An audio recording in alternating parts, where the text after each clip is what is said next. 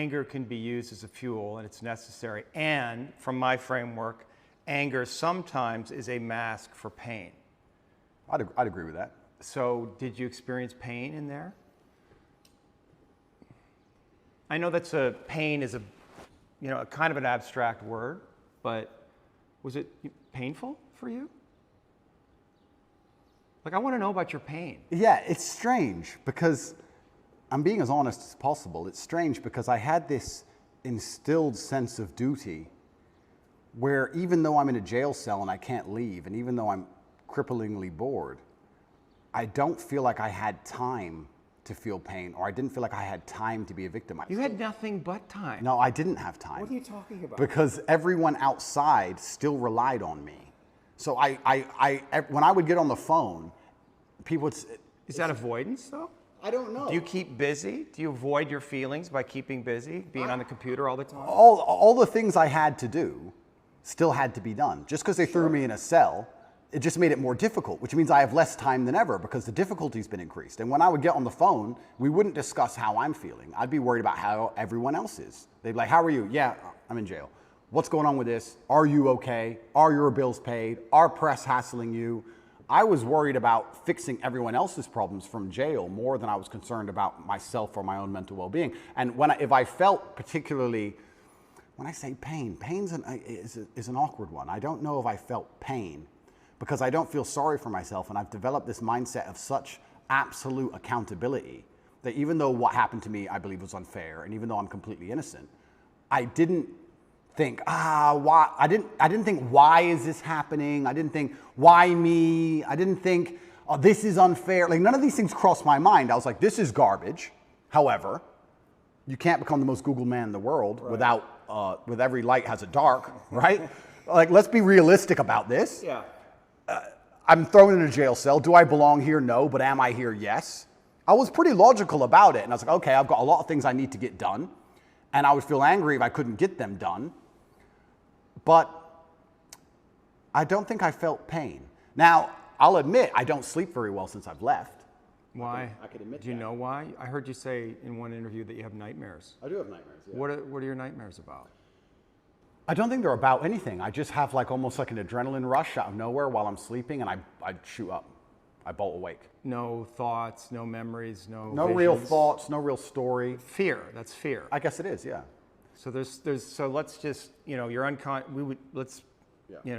the dreams are a reflection of the unconscious. And if you're having nightmares, there must be some unresolved fear that wants to get worked out. I believe so, but then also, I love the idea of that.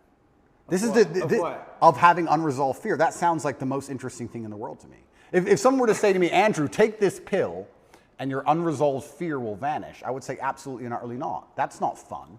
The fun is there's something in my mind which I don't have complete control or complete understanding of yet, and it's not detrimenting my day-to-day life really. Okay, I lose a bit of sleep, but this sounds like an interesting journey. It sounds like I'm in a new level of the video game and I've been thrust into a dark forest and I get to do something brand new, and I'm really genuinely not worried about it. You're not, yeah, you shouldn't be worried about it. It's just where you are. I'm not worried about it, and I'm also not like, oh, I need to fix this.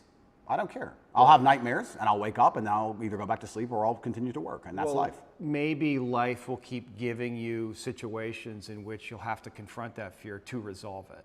Why would I want to resolve it? Well, because... I mean, if I'm really that tired, I'll sleep. No, but fear creates distortions in our mind, right? I mean, fear is the seed of evil. Right? And so we want to know what we're afraid of, because if we block our fear, we're susceptible to bad actions, right? And fooling ourselves about what they are, rationalizing. So I would argue that it's actually vital for you in the position that you are in and the responsibility that you have to actually confront your fear in a very real way, which probably goes back to your childhood. I mean, your dad was, the haircut story, and I don't know if you want to talk about that, if you're willing, but that's it. When I read that, I'm thinking about that little boy. It must have been fucking terrifying. It is, but I do think I had the best father on earth. I'm not disputing that. I mean, there's a lot of good that came from your father. I'm not disputing that your father was a good man.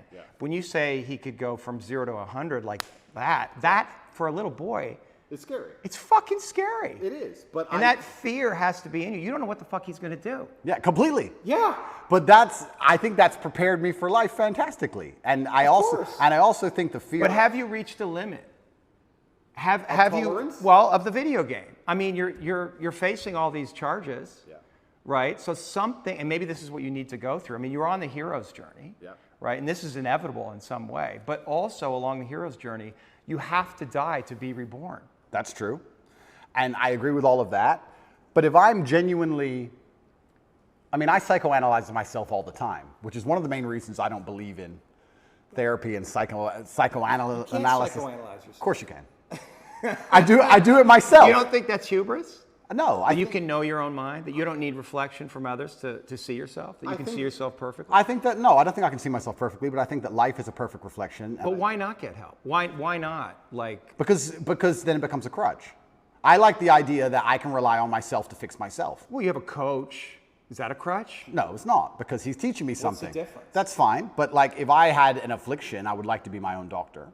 And I think with your mind, you can do a lot of it yourself. And I think if you have a very strict framework in how you measure how successful you are as a human, and I do it through competence and achievement, I say, which mindset do I need to achieve as much as I can possibly achieve? Right.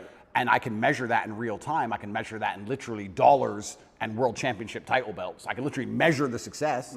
I'll say, okay, well then this is the mindset I need to have to be as successful as possible. Anything that's deviating me away from that needs to be addressed and concerned and dealt with, and I can do that myself. And I think the fear that, if it's fear that's waking me up from nightmares now, it's just because I understand there's a very big apparatus, a very big enemy, which I cannot destroy and I cannot beat, coming to get me.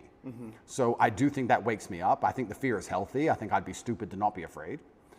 But I don't necessarily want the fear to go away because I have no problems feeling bad. Well, it's not about going away. It's coming into deeper relationship with it. And understanding that there's fear that's happening in real time, but there's also fear that may be in your psyche somewhere, in your body, that's connected to your history. And that may need to be resolved, because otherwise you're projecting things out that you may not be seeing reality totally clearly. That's the thing, right? Like, is there a way that you're not seeing things perfectly clearly? Well, then we go back to what I just said about perhaps that's true, but if I measure myself purely on competence and purely on achievement, whatever I think and whatever I'm doing is obviously fantastic. So I'm very happy with the mindset I have. And then we go into the argument, which is a level deeper, is am I supposed to be happy? Am I supposed to feel good? No, it's not happy. No, of course, but this is what I don't understand about people, especially men in the world today. Why are they so worried about being afraid? Why are they so worried about, I was afraid every time I fought. Yeah. I fought anyway. Yeah. Like, I don't let fear guide what I'm going to do. I do what I'm supposed to do regardless of how I feel. So I don't see anything wrong with feeling fearful. I don't see anything wrong with feeling stressed or under pressure or anxious. All these things men are trying to get rid of. And I talk about men specifically. I gender this because I'm a man. I don't know how it feels to be a woman. But all these things that people are trying very hard to get rid of from their brains, I don't see why they need to leave. I will argue the point that if I feel anxious and pressured and stressed and fearful, I will get more done than if I was happy. I think if I was happy, I'd just be hedonistic and just wasting my time. I think that you get a whole bunch done with these negative connotations and negative emotions, and I think that life is suffering and pain, and you're here to go through it, and the sooner you get used to the taste, the more successful you're going to be. I have no interest in trying to change the flavor, my friend. The flavor of life is pain, and I will eat all of it. And it doesn't matter if they put me back in jail or not. I'm not sitting there going, how can I be happy in jail? I will sit in jail and say, yes, this sucks. It's supposed to suck. Yes, I'm not enjoying this. Yes, I'm anxious and paranoid. And yes, that guy might stab me. And yes, I can't sleep and I miss my family. And this is what's supposed to happen to me. And this is how I become the best man I can possibly be. And I'm going to succeed regardless. You're very convincing. You're so good though, right? It's almost like I feel like you can rationalize anything, right? It's almost like a trick. Magic trick? Well, you're really good at talking, you're really smart, and it's almost like any question you can turn and make it work for you, which is great. It's a skill, but there's also a place where there's the potential for self-delusion. Oh, absolutely.